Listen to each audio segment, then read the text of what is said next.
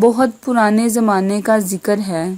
کسی ملک پر ایک بادشاہ حکومت کرتا تھا۔ اس کی ایک بیٹی بھی تھی جس کا نام شہزادی نورین تھا۔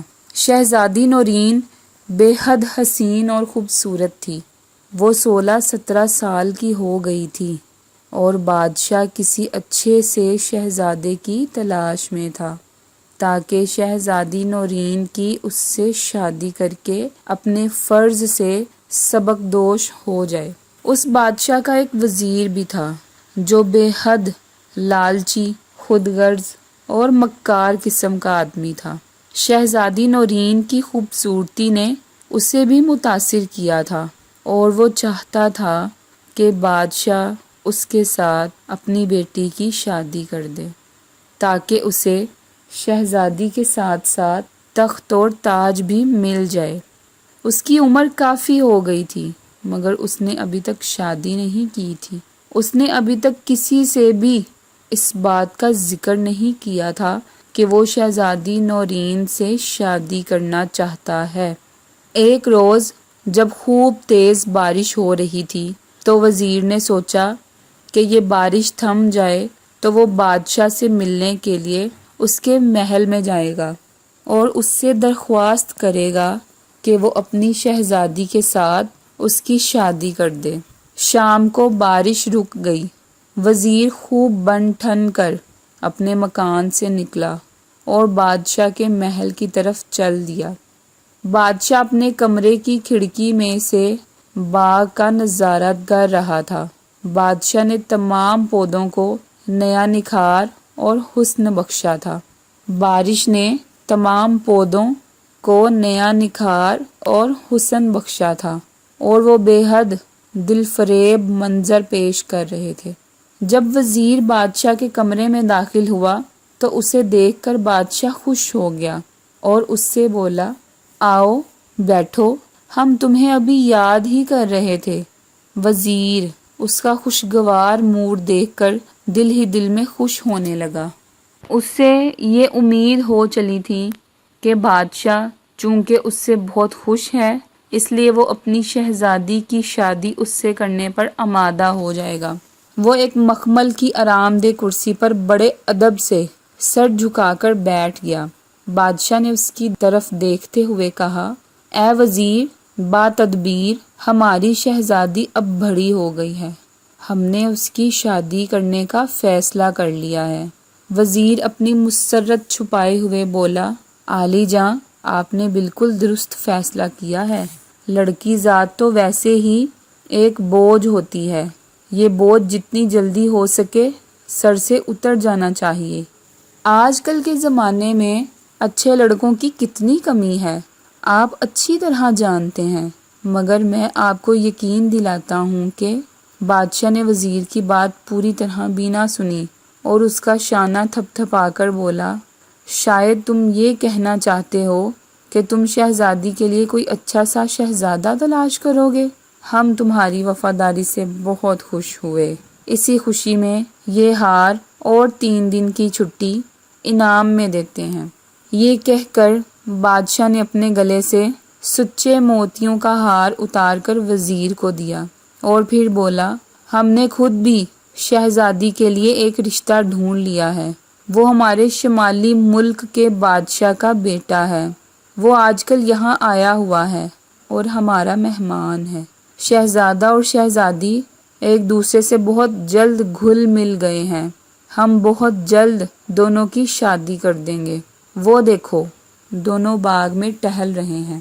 وزیر کے تمام سپنے ٹوٹ گئے۔ بادشاہ کی بات سن کر اس کا دل زور زور سے دھڑکنے لگا اور چہرے پر پسینہ پھوٹ پڑا۔ وہ آنکھیں پھاڑے اور منہ کھولے بادشاہ کو گھورنے لگا۔ ہمیں معلوم ہے اے ہمارے پیارے وزیر، تم شہزادی نورین کو بالکل اپنی بیٹی کی طرح چاہتے ہو۔ تمہاری یہ حالت بتاتی ہے کہ تمہیں اس کی جدائی کا کس قدر افسوس ہے۔ ہم بھی جب یہ سوچتے ہیں کہ شہزادی ہم سے بچھڑ کر اپنے گھر چلی جائے گی تو ہماری بھی بالکل ایسی ہی حالت ہو جاتی ہے۔ صبر کرو، بیٹیاں تو پرایا دھن ہوتی ہیں، یہ کہتے کہتے بادشاہ کی آواز رند گئی۔ تھوڑی دیر بعد وزیر اس سے اجازت لے کر اپنے گھر آ گیا۔ اسے اس بات کا بے حد ملال تھا کہ شہزادی کی شادی اس کے بجائے ایک شہزادے سے ہو رہی ہے۔ چونکہ وزیر بے حد مکار تھا، اس لیے اس نے سوچا کہ اگر وہ اپنی چالاکی سے بادشاہ کو قتل کر دے تو اسے یہ تخت و تاج بھی مل سکتا ہے اور شہزادی سے اس کی شادی بھی ہو سکتی ہے۔ وزیر کو ساری رات نیند نہیں آئی۔ وہ بادشاہ کو قتل کرنے کے مختلف طریقوں پر غور کرتا رہا۔ آخر اس کے ذہن میں ایک ترکیب آ ہی گئی۔ اس نے سوچا وہ بادشاہ کے باورچی کو اپنے ساتھ ملا کر بادشاہ کے کھانے میں کوئی زہریلی چیز ملا دے گا اور بادشاہ کے مرتے ہی وہ عارضی طور پر تخت اور تاج سنبھال لے گا۔ اس کے بعد جب پوری طرح ملک کی باغ ڈور سنبھال لے گا تو شہزادی نورین سے شادی کرنا کوئی مشکل کام نہیں ہوگا۔ یہ تمام باتیں سوچ کر وہ مطمئن ہو کر سو گیا۔ اگلے روز صبح محل میں بادشاہ، ملکہ شہزادی نورین اور شہزادہ شکیل ناشتے کے لیے بیٹھے ہوئے تھے۔ بادشاہ کے چہرے پر فکر مندی اور پریشانی کے آثار تھے۔ ملکہ اس کی شکل دیکھ کر بھانپ گئی کہ ضرور کوئی خاص بات ہے۔ اس نے جب بادشاہ سے اس بارے میں پوچھا تو بادشاہ نے بڑے ہی دھیمے لہجے میں کہا، میں نے رات ایک بھیانک خواب دیکھا تھا۔ میں نے دیکھا کہ میں جنگل میں شکار کھیلنے گیا ہوں۔ وہاں مجھے تھکن سی محسوس ہوئی تو میں ایک درخت کے نیچے سستانے کے لیے بیٹھ گیا۔ وہاں بیٹھے ہوئے مجھے زیادہ دیر نہ گزری تھی کہ میرے پیچھے سے ایک سیاہ رنگ کا سانپ بڑی تیزی سے میری طرف بڑھا اور میرے پاؤں کو ڈس کر اپنے بل میں جا گھسا۔ میرا خوف اور دہشت کے مارے برا حال ہو گیا تھا اور پھر اسی عالم میں میری آنکھ کھل گئی۔ بادشاہ کا خواب سن کر ملکہ بھی فکر مند ہو گئی۔ ناشتے کے فوراً بعد اس نے شاہی نجومی کو طلب کر کے اسے بادشاہ کا خواب سنایا اور اسے خواب کی تعبیر پوچھی۔ اس نجومی کی عمر 180 برس کی تھی۔ اس کے سر اور داڑھی کے بال روئی کے گالوں کی طرح ملائم اور برف کی طرح سفید تھے۔ اس نے بڑے غور سے بادشاہ کا خواب سنا اور پھر اپنے ساتھ لائی ہوئی موٹی موٹی کتابوں کا ورق گردانی کرنے کے بعد وہ کچھ حساب کتاب کرنے لگا۔